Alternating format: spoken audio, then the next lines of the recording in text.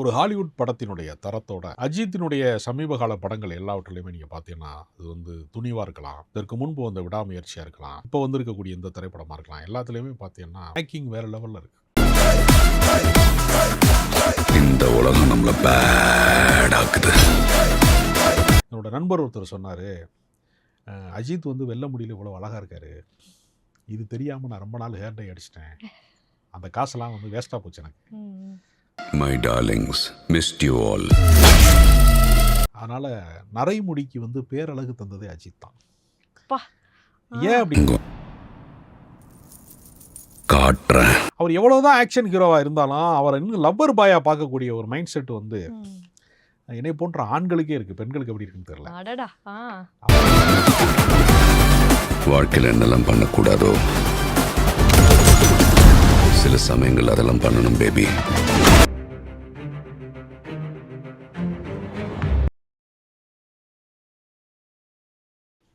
MGR TV cinema நேயர்கள் அனைவருக்கும் வணக்கம். நான் சுகன்யா அவங்களோட இணையிறது.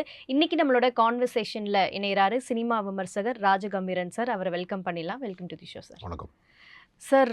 குட் பேட் அக்லியோட டீசர் பார்த்தீங்களா? ரசிகர்கள்லாம் வெறித்தனமாக இருக்காங்க. அஜித் கம்பேக் கொடுத்துருக்காரு, ஒரு யங்கா தெரிகிறாரு, அப்படி இப்படின்னு ரொம்ப ஒரு பரபரப்பாக பேசிக்கிட்டு இருக்காங்க. நீங்கள் பார்த்தீங்களா? ஒரு ஹாலிவுட் படத்தினுடைய தரத்தோட அஜித்தினுடைய சமீப கால படங்கள் எல்லாவற்றிலையுமே நீங்கள் பார்த்தீங்கன்னா அது வந்து துணிவாக இருக்கலாம், இதற்கு முன்பு வந்த விடாமுயற்சியாக இருக்கலாம், இப்போ வந்திருக்கக்கூடிய இந்த திரைப்படமாக இருக்கலாம், எல்லாத்துலேயுமே பார்த்தீங்கன்னா மேக்கிங் வேறு லெவலில் இருக்குது. என்னோட நண்பர் ஒருத்தர் சொன்னார், அஜித் வந்து வெள்ள முடியல இவ்வளோ அழகாக இருக்காரு, இது தெரியாமல் நான் ரொம்ப நாள் ஹேர் டை அடிச்சிட்டேன், அந்த காசெல்லாம் வந்து வேஸ்ட்டாக போச்சு எனக்கு. அதனால் நரைமுடிக்கு வந்து பேரழகு தந்ததே அஜித் தான். ஏன் அப்படின்னா, இப்போ இருக்கக்கூடிய நவீன வாழ்க்கையில் நம்ம சாப்பிட்ற ஃபுட்டில் 30 ஏஜுக்கே வந்து நிறைய கிராஸ் ஆகுது. எங்கள் அம்மா ஒரு முறை என்கிட்ட சொல்லிச்சு, என்னுடைய 65வது வயதில், எங்கள் அம்மாவோட 65வது, எனக்கு கிடையாது, நீங்கள் தப்பாக எடுத்துக்கிறாதியா, எங்கள் அம்மாவுடைய 65வது வயதில் தான் முதல் நிறைய நான் பார்த்தேன். உனக்கு என்னடா அதுக்குள்ளே நிறைக்குதுன்னு என்கிட்ட கேட்டுச்சு. அது நேச்சுரல் ஃபுட்டாக, ஆர்கானிக் ஃபுட்டாக சாப்பிட்டு வளர்ந்ததுனால அந்த தலைமுறை வேற. இப்போ இருக்கிறவங்களுக்கு கல்யாணம் பண்ணுறதுக்கு முன்னாடியே ஹேர் டை அடித்தாதான் கல்யாணமே நடக்கும் அப்படிங்கிற நிலைமை இருக்குது. அதுக்கு ஹேர் இருக்கணும்ல சார். ஹேர் இருக்கிறது இல்லை, அது ஒன்றும் பிரச்சனை இல்லை. இல்லைன்னா அது மெயின்டைன் பண்ணுற செலவு மிச்சம். சரியா? வந்து மண்டைக்கெல்லாம் மூளை இருக்கிறது தான் முக்கியமே தவிர பாயிண்ட். மேலே முடி இருக்கிறது இருந்தால் சந்தோஷம், இல்லைன்னா ரொம்ப சந்தோஷம். அதனால் அவரது வந்து அவர் ஒரு ஸ்டைலாக ஒரு மேக்கிங் இருக்குது அவருக்கு. அப்புறம் இன்னொன்று என்னென்னா, சமீபத்தில் வந்த படத்தில் இந்த படத்தோடைய டீசரே வந்து ஒரு பெரிய எதிர்பார்ப்பை உண்டாக்கியிருக்கு. அவ்வளோ ஸ்டைலிஷாக இருக்கார். இன்னும் காதல் கோட்டை அஜித்தாவே அவர் இருக்கிறாரோ, எவர் கிரீனாக எப்போவுமே இருக்கிறாரோ, வந்து மாறாத இளமைன்னு சொல்லுவாங்கல்ல, அது மாதிரி இருக்காரோ. அவர் எவ்வளோதான் ஆக்ஷன் ஹீரோவாக இருந்தாலும் அவரை இன்னும் லவ்வர் பாயாக பார்க்கக்கூடிய ஒரு மைண்ட் செட் வந்து என்னை போன்ற ஆண்களுக்கே இருக்குது. பெண்களுக்கு எப்படி இருக்குன்னு தெரியல. அடடா. அவ்வளோ பெரிய ஒரு பிரமாதமான ஒரு ஹீரோ. சினிமாவை தவிர்த்து விட்டு அவர் வந்து கார் ஓட்ட போகிறார் இடையில ரேஸுக்கு, அதை கழிச்சிட்டு சினிமாவை தவிர்த்துட்டு வேறு உலகமே இல்லாமல் இருக்கார். அது வந்து ஒரு ரொம்ப முக்கியமான விஷயம். ஒரு துறைக்காக தன்னை அர்ப்பணித்துக் கொள்வதுன்னு ஒன்று இருக்குது. சில பேர் எல்லாத்துலேயுமே வாய வைப்பாங்க, கடைசியில் விளங்காமல் போயிடுவாங்க. ஒரு சிலர் மேலே ஒரு சில அடையாளங்கள் வரும். இப்போ இளையராஜானா இசை தான், ஒரு அடையாளம் தான் இருக்கும். வடிவேல்னா காமெடி தான். அந்த அடையாளத்தை மட்டுமே மெயின்டைன் பண்ணாலே போதும் அப்படிங்கிறது தான் மக்களோட விருப்பம். சில பேர் எல்லா துறையிலையுமே நான் வித்தகர், ஒரு நல்ல டைரக்டராக இருப்பார், திடீர்னு நடிக்க போயிடுவார். அவர் எடுத்த படத்துல எல்லாம் பிரமாதமாக எல்லோரும் நடிச்சிருப்பாங்க. இவர் நடித்த முன்னாடி தான் தெரியும் அவருக்கு நடிக்க வரமாட்டேங்குது அப்படின்னு சொல்லுவாங்க. இதெல்லாம் இந்த உல்டாவா வந்து, ஏன்னா நான் அடிக்கடி சொல்கிறது ஒரு உதாரணம், ஒரு டைரக்டர் வந்து நடிகர் ஆகலாமா அப்படின்னு சில கேள்வி இருக்குது. ஆகலாம், பார்க்க முடியாது அப்படிங்கிறாங்க சில பேர். ஏன் பார்க்க முடியாதுன்னா, குரங்கா இருக்கிறது வேற, குரங்காட்டியாக இருக்கிறது வேற. குரங்கு பண்ணுற சேட்டையெல்லாம் குரங்காட்டி பண்ண முடியுமா? ஆர்டிஸ்டுக்கான தன்மை என்பது வேறு. இதில் பார்த்தீங்களா சார், அஜித்தை வந்து ஒரு மாதிரி குட்டா அப்படி பார்க்குறத விட அஜித்தை வந்து இந்த மங்காத்தால வந்த அஜித் மாதிரி ஒரு மாதிரி பேடான அஜித்தை தான் விரும்புகிறாங்க. இல்லை, அதில் ஒரு கான்ட்ரவர்சி கிரியேட் பண்ணியிருக்காங்க. வெறும் 1.5 நிமிஷங்கிறது ஒரு விளம்பரப்பட மாதிரியான ஒரு விஷயம் தான் அந்த டீசரு. அதுக்குள்ளேயே அவங்க என்ன ஒரு பிரமாதம் பண்ணியிருக்கிறாங்கன்னா, ஒரு மனுஷன் வந்து நல்லதை மட்டும் தெரிஞ்சவனாக வாழ முடியாது, கெட்டவனாக இருக்க வேண்டிய அவசியம் கிடையாது. ஆனால் கெட்டது தெரிஞ்சிருந்தா தான் அந்த வழியில் போகாமல் இருக்கலாம். இந்த பாதையில் முள்ளு கிடக்கு, நீ போகாத, வடிவேல் ஜோக்கில் வரும் தெரியுமா, இந்த பக்கம் போதரா அக்காலும் தங்கச்சி அடிச்சு கிடக்காது, அந்த மாதிரி ஒரு கெட்டது தெரிஞ்சாதான் அதை தவிர்க்க முடியும். அதை வந்து ஒரு கான்ட்ரவர்சியாக வந்து அதையே தலைப்பாக வச்சுருக்கிறாங்க. அது இன்னொன்று என்னென்னா, விடாமுயற்சி வந்த கொஞ்ச நாள்லேயே அப்படி ஒரு விஷயம் வர்றது இருக்குல்ல. ஏன்னா விடாமுயற்சி வந்தபோது பயங்கர எதிர்பார்ப்பு இருந்துச்சு.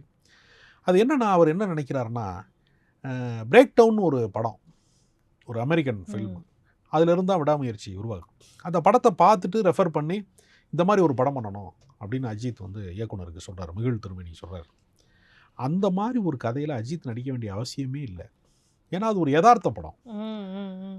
அந்த படத்தில் வந்து தன் மனைவியை வந்து, அதில் ஒரிஜினல் படத்துக்கும் அஜித் நடித்ததுக்கு பின்பு உள்ள படத்துக்குள்ள 2 வித்தியாசத்தையும் நான் பார்த்தேன். ஒரிஜினல் படம் வந்து என்னென்னா, ஒரு மனைவியை தவற விட்ட ஒரு சராசரி கணவன், அவ்வளோதான். அவன் தேடிக்கிட்டே இருக்கான், கடைசியில் எப்படி கண்டடையணும், அவ்வளோதான் கதை. அதில் இது அதுக்கு முன்னாடி ஒரு காதல் கதையை அதில் உருவாக்கி ஒரு 50 வயது இருக்கக்கூடிய 50 ப்ளஸ்ஸாக இருக்கக்கூடிய அஜித்தும் ஒரு 40 வயது இருக்கக்கூடிய த்ரிஷாவுக்குள்ளேயும் ஒரு காதல் கெமிஸ்ட்ரி உருவாக்குனது இருக்குல்ல. அது 2 பேர் அதில் என்னென்னா, ஒரு முற்போக்கு சிந்தனை எப்போவுமே வந்து அவருக்கு அஜித்துக்கு இருக்கும். நீங்கள் வந்து நேர்கொண்ட பார்வை மாதிரி ஒரு கதைக்குள்ளே அவர் நடிக்க வேண்டிய அவசியம் இல்லை. அது வந்து அமிதாப் பச்சன் மாதிரி ஒரு ஏஜ்டு ஹீரோ வந்து பண்ண ஒரு கேரக்டரை அவர் துணிஞ்சு நடிக்கிறாரு. அது வந்து பெண்கள் உரிமை பேசுகிற ஒரு படம். அது ரொம்ப ஒரு முற்போக்கான ஒரு படம். அந்த மாதிரி படத்தை அவர் தேர்வு செய்கிறார். இந்த படத்துலையுமே நீங்கள் பார்த்தீங்கன்னா, லவ் பண்ணவங்க வந்து ஒரு கட்டத்துக்கு மேலே ஒரு 10-12 வருஷத்துக்கு பின்னாடி அவங்க பிரிகிறாங்க. அவங்களுக்கு வேறொரு காதல் இருக்குது, அல்லது இந்த வாழ்க்கை மேலே ஏதோ ஒரு அதிருப்தி இருக்குது. அப்படி பிரிந்து போகிறதுக்கான உரிமை வந்து ஆணுக்கோ பெண்ணுக்கோ இருக்குது அப்படின்னு சொல்லக்கூடிய, இன்றைக்கி இருக்கக்கூடிய ரிலேஷன்ஷிப்பில் இருக்கக்கூடிய ஒரு பிரச்சனை அது.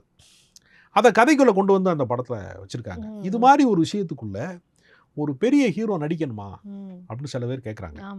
ஆனால் அதை நடிக்கிறதுக்கு ஒரு மனசு வேணும். கரெக்ட்.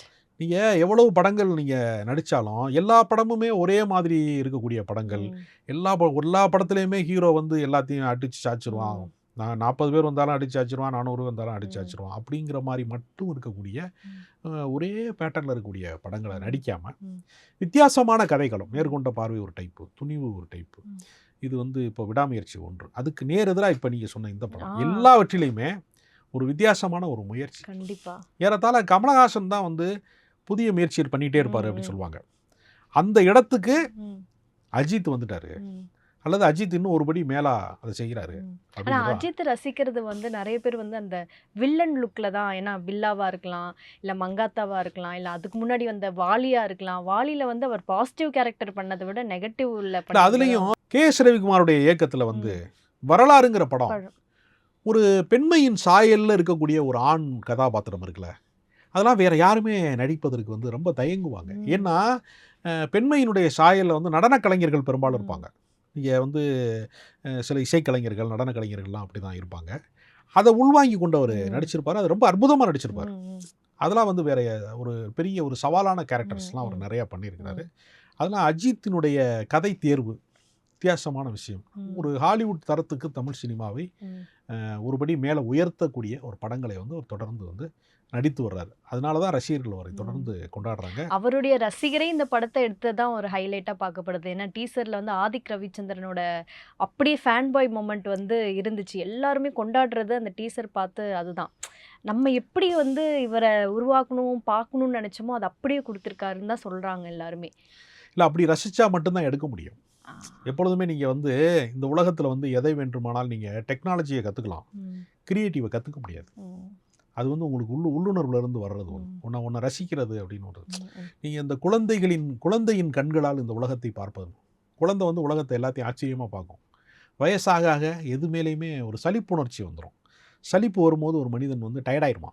அந்த இடத்திற்கே வந்து அந்த சலிப்புணர்வுக்கே இடம் தராத ஒரு மைண்ட் செட் இருக்கிற மட்டும்தான் கலைஞனா இருக்க முடியும். அதனால் ரொம்ப பிரமாதமான இது வெளிவந்த சில மணி நேரங்களுக்குள்ளேயே ஒரு 50 லட்சம் பார்வையாளர்களை கடந்து இப்போ அது 1 கோடியை நோக்கி போயிட்டுருக்கு.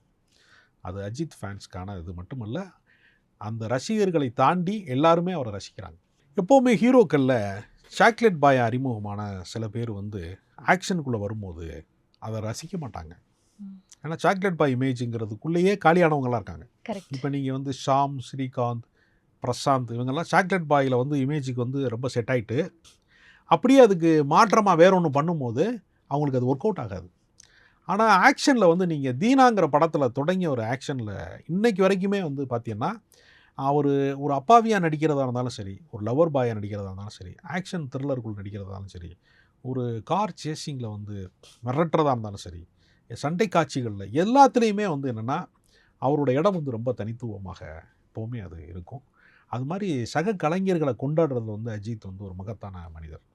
அது வந்து சாதாரண ஒரு என்ன சொல்கிறதுனா கடைநிலை ஊழியர்கள்னு சொல்லுவாங்கள்ல, சினிமாவில் இருக்கக்கூடிய ஒரு ஆஃபீஸ் பாயிலிருந்து வந்து அந்த உருவ கேலிலாம் இருக்கக்கூடாதுன்னு நினைப்பார்.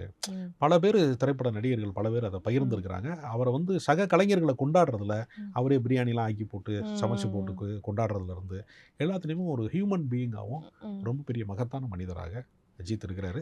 அரசியல் சாயல் தன் மீது விழக்கூடாது அப்படிங்கிறதுல ரொம்ப கவனமாக இருக்கக்கூடிய ஒரு ஹீரோன்னு நம்ம சொல்லலாம். அஜித் அவர்களுக்கு குரல் ரொம்ப ப்ளஸ்ஸோ?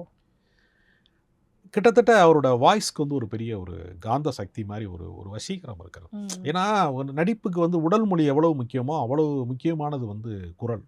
நீங்கள் ஜெயம் ரவி மாதிரி ஹீரோக்களுக்கு ஆண் வந்து ஒரு பெரிய ஒரு பிரமாதமான ஒரு வசீகரமான தோற்றத்தில் இருப்பார். குரல் வந்து அந்த கம்பீரம் அவருக்கு கொடுக்கல சில பேருக்கு. அது இயற்கை தர்றது, நம்ம அதை குறையாக சொல்லக்கூடாது. ஆனால் ஒரு சிலருக்கு வந்து குரல் வந்து ஒரு பெரிய வலிமையாக இருக்கும். அந்த வகையில் பார்க்குறப்ப அவருடைய வாய்ஸும் ஒரு பெரிய ஒரு ஈர்ப்பு சக்தி மிக்கது அப்படின்னு நம்ம சொல்லலாம். நிகழ்ச்சியில் வந்து இணைந்தமைக்கு நன்றி சார்.